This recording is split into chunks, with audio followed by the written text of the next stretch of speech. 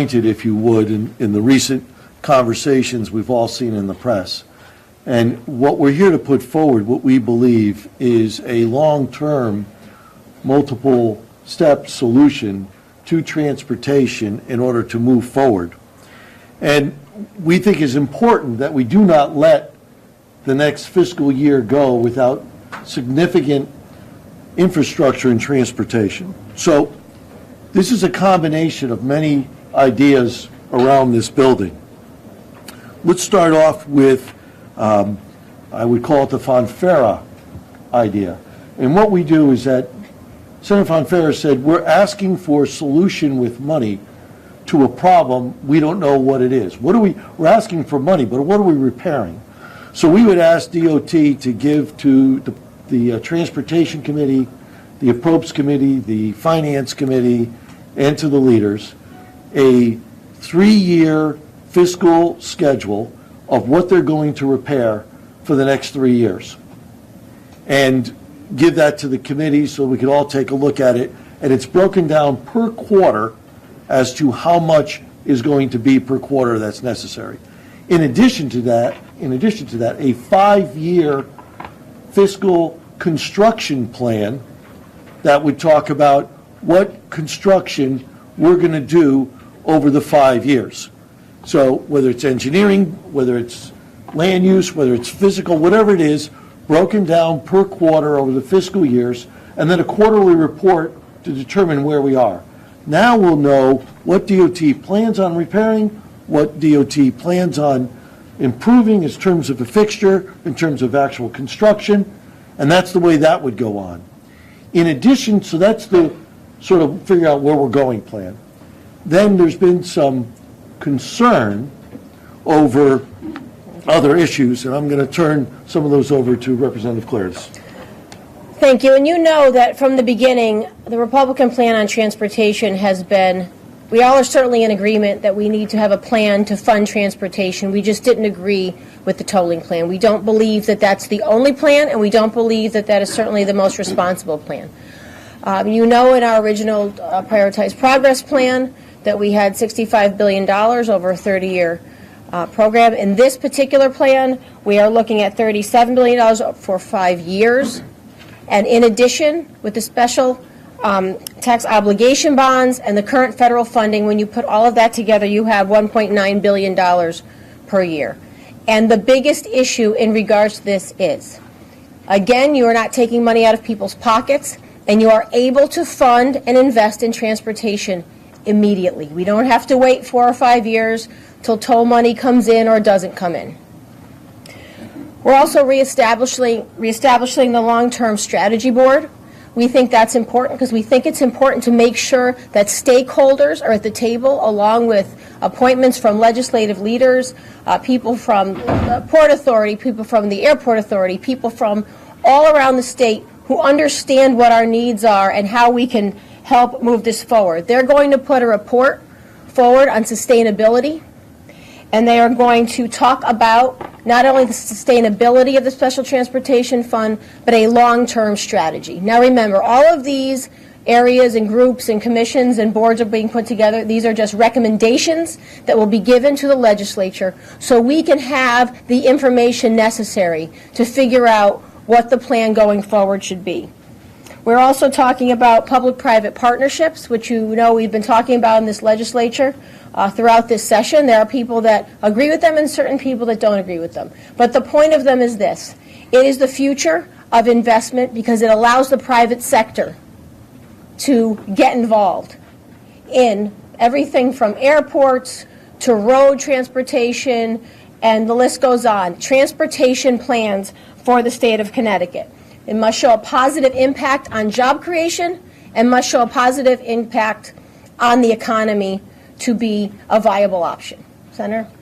And also on those 2 points, with respect to the Transportation Strategy Board, we also gave them the task to find efficiencies and where they can make certain cuts, if you would, in terms of cost in the transportation department as well, so we could use that towards construction. The other thing we're asking is to look at our 5 find 5 top worst bridges in the state of Connecticut, identify them, update the costs, bring those to the Transportation Committee, send a report to the other committees that I mentioned earlier, and then tell us how much it's going to cost to do that bridge. And then they're mandated to go to DC, meet with the Federal Highway Transportation Group, and tell them what the bridges are, how much they're going to cost, and what is the best way to finance that. And what I mean by that is what federal monies are available above and beyond the bonding that we're getting. There's talk about a $2 trillion transportation plan that the Republicans and Democrats have talked about. It may be down to $1 trillion, but certainly a lot more money. My understanding actually is from talking to the speaker on this, that the public-private partnerships being put into play may yield more money out of that $1 trillion or $2 trillion. So go down, figure out all the different options to finance these bridges, come back to Transportation Authority, Appropriations and Finance, and the legislature, and tell us what your findings are. Then the legislature, at that point in time, can determine with certainty what is the best possible option to fix these bridges. Whatever that option is, that will be the debate at that time. So overall, what this sort of 5-step plan does is it has a review of DOT by the board that Representative Clare has talked about, a plan so we all know what we're doing 3 and 5 years, and the construction plan is 5 years because they have to do that for the feds anyway. Insurance that those plans are going forward. $1.9 billion, July 1st to start the transportation right away. Public-private partnerships that can enhance the trillions of dollars or even just be good because you see some of these things are being done around the country. Some have not been successful. We learn from those and we go forward, and that needs significant amount of expertise. And then the final part, coming back to us with those bridges that we may finance out of STF or maybe some other source or apply for different programs. So lo and behold, what this does is have a short-term, long-term, and indeed a infrastructure plan that works. We think that's what we've been talking about, Republicans and Democrats in this building.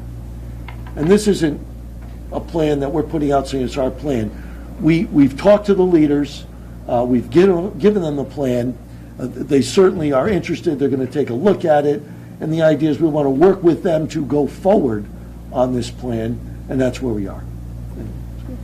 And I just want to make it clear, we still stand very strongly behind our thought about tolls and how we do not support any tolls in any way, shape, or form in this state. But we do believe that transportation is such a priority that it needs to start immediately, that funding needs to start immediately, and this is a responsible way, as Senator Fasano mentioned, including Republican and Democrat ideas that have come out throughout this session that we think we can move forward and would be a responsible bill to bring out because we identify the problems.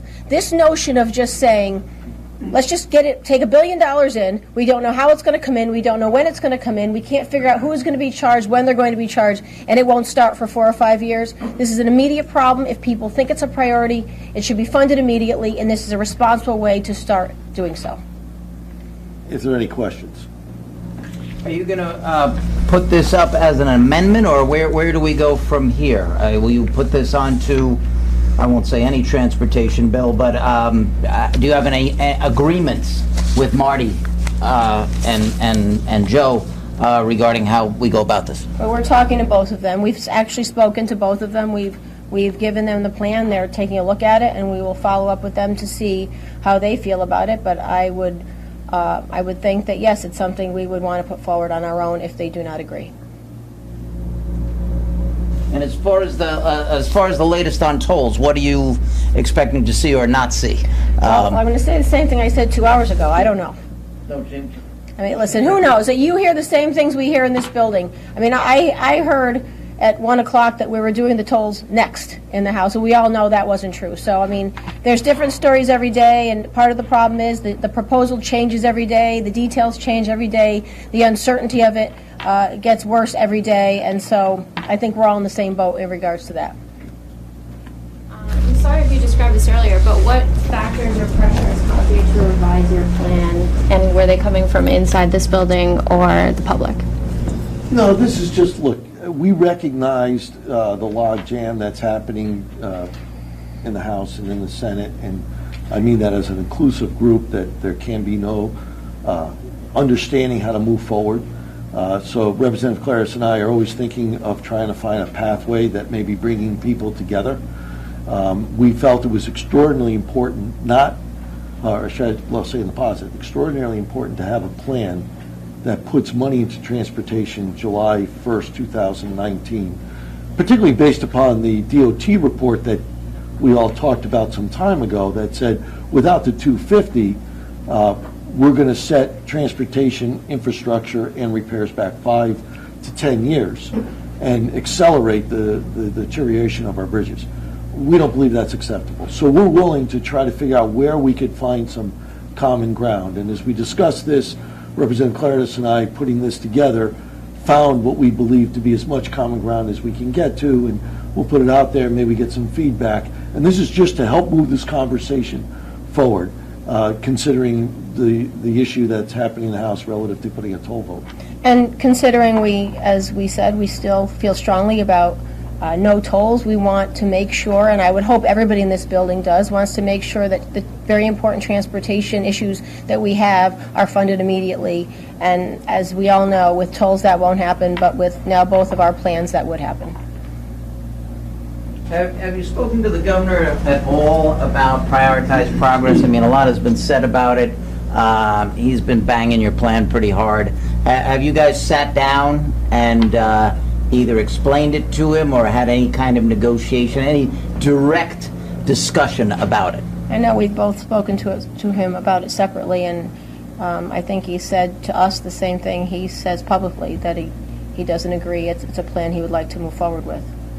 And I want to keep the conversation here positive, so I won't reflect upon the conversations. Okay, but in other words, you have spoken to him. You've had a clearing of the air, for lack of a better term. In other words, we hear a lot of it here in the public, and he hasn't said anything good about your plan. I just wanted to know if there was anything different privately that has been said. I don't think there was any clearing of the air. I mean, he knows where we stand. We've talked to him about it. He's expressed his opinion on it. We've expressed our opinion. I mean, sometimes people don't agree. Well, while we have you both here, a little after 1 today, we were advised by the Democratic leadership that they will not be proceeding with an attempt this session to repeal any religious exemptions for school vaccinations. Instead, they've asked the Department of Public Health to answer several questions, including whether or not they believe we should have a religious exemption, and then we're going to come back next year. It sounds familiar. It sounds like somebody might have talked about a study the other day. But anyway, just wondering your reactions to that development. Well, I know this is one of those issues that is very highly emotionally charged, and there are people that feel strongly about it on both sides. I will just give you my perspective, and I think this is generally the perspective of my caucus. I can't speak for Len's because this was a majority leader in the House issue, and so we've been dealing with it, I think, more intimately than they probably have been in the Senate. The Department of Public Health Commissioner testified on Monday and was asked the question directly whether she believes we need to get rid of the religious exemption, and she said we're not taking a position on it. Well, I am no expert in public health, but I refer to people who are experts in that field, and if our own Department of Public Health Commissioner doesn't take a position on it, then I think that tells you all you need to know, that we need more information on it. I think this should be studied, and we should get all the information we need, and if ever becomes a need to do this, then we should take it up next year if that's the case. I would like to hear your thoughts.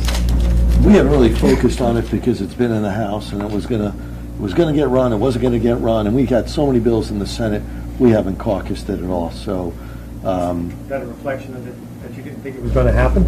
no, it's a reflection that generally we have so many bills on our Senate calendar, we have to wait for some, once it comes up to the House, once it gets approved, then it gets on our radar screen.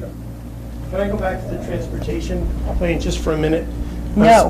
No? That's fair. Whatever you want. I had that coming. The $375 million in bonding, couldn't one make the argument that really what we're doing with this proposal you're offering is just sort of putting on ice the bigger debate for a while? Because 375 is nice for a transition, but ultimately, after 5 years, you're going to need more resources, whether it's toll revenues or more bonding. So isn't this kind of a proposal that just say, let's fight about this another day? Let me say this about that question. First, it would give us $1.9 billion, the most we've ever had in infrastructure, so it's moving the ball forward, not neutral. Secondly, the import of what we're trying to do is exactly what Senator Fonfara said to do. Can we find out what we're talking about and understand the problems that we're having and have a voice in what those problems are, and then fix the solution to the problems? And I think that's accurate. The other way of doing it, we're just creating money for, I'm not going to say a black hole because DOT does stuff, but putting money to an end that we don't know where it's going, and I don't think that's appropriate. So what this does is say, look, we're at the end of session, we cannot wait, we need to move infrastructure forward, so that's a big positive. A year from now, we're going to know exactly how much money we need. We can play with either the geo-bonding or other items we could think about. And by the way, with our proposal, the STF is funded, so we're not worried about losing money out of the STF or being in a negative. So I think it doesn't keep it stationary. What it's going to do is keep the ball moving forward while we get more information to ultimately decide how we're going to deal with the bigger projects, which are the bridges, et cetera. And I think the $1 trillion, $2 trillion in Washington has a big play in this, because none of us know that's going to be and I even talked to the governor about this, whether that's going to be a 50-50 split, a 20-80 split, or as the speaker said today, it's 20-80 and a kicker if you do a public-private partnership, which is, as I understand it, the Trump administration is pushing. That's from A to Z. So we should know all those things and then advance forward. And that's why I think it's important to put this in play, let that play out in Washington, and that may benefit our whole project. And then if we look back to the new car sales tax issue, that is current law, and the governor would reconsider that in regards to a budget going forward, that's hundreds of millions of dollars more. I'm sorry, I had to step out for a second. Did anybody ask about whether you've seen a fiscal note yet on prioritized progress? Has it come out yet? The Finance Committee? Did anybody ask that question? We did, and we answered it, so we did, no, nobody asked that question. No fiscal note yet, Laura, on prioritized progress or not? So in terms of an actual bill, we haven't seen a fiscal note attached to that, but all of the numbers in prioritized progress have been vetted through OFA to validate what's there. Can I just say this? Prioritized progress is this, just so when you see the fiscal note, we got to put it in perspective. We are allowed, and in our budget, we have allowed in the bipartisan budget to bond up to $1.9 billion. It is clear from the Democratic majority that they are not going to dip below the $1.9 billion. So whether it's prioritized progress or statues or trees or pet projects, you're going to get up to $1.9 billion. So when they say, well, there's a fiscal note on that money, it is to ignore the fact that they're going to spend that money anyway. We're just saying putting it into infrastructure. So the fiscal note is a misnomer, and they're going to use it to their advantage without being intellectually honest about the fact that they're going to spend that money no matter what. So if the fiscal note applies to prioritized progress, the fiscal note would apply to anything that is between a 1.2 and a 1.9, arguably, anything that we spend above that fiscal note would apply to too. If the Democratic leadership were to say we're going to stay below, we're going to go into a debt diet, then the argument would be we'd be adding to the debt. But that's not the argument by the majority. I know that's the argument by the governor, but even the governor just yesterday announced that he wants to give $40 million to the XL Center, I think, for rehab, $20 or $40 million to the XL. So it's as I said before, it's a debt diet with a closet eater, because he talks about debt diet, but he keeps adding to his budget numbers. Well, Ken, you can also add to that. This is the governor and the Democrats in the legislature that have been saying for months that we want to put all of our transportation plan on the people's credit card. You cannot speak about the money that we have spending for transportation and bonding without speaking about what the senator just mentioned. We have a bond cap of $1.9 billion. We put that bond cap in 2 years ago in the bipartisan budget. They are not going to spend less than $1.9 billion. We are not going to spend less than $1.9 billion, but we believe transportation is so important that it has to be part of that $1.9 billion. So they can't say that we are borrowing too much when they are borrowing exactly the same, but they're not prioritizing transportation. So it's a false argument because they're only giving you half of it. Thank you very much for coming. Appreciate it. Thank you. So you started here, and I'm like, oh God, that's why I was